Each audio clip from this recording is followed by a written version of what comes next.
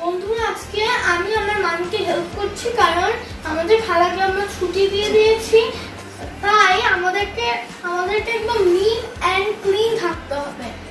আর সেই জন্য আমরা সব কাজ ভাগ করে নিচ্ছি।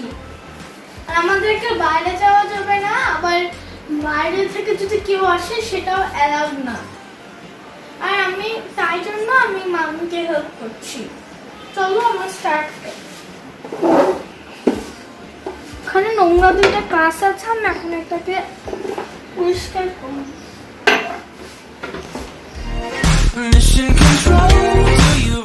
করার পর এখানে রেখে দিয়ে আরেকটা স্টার্ট করব।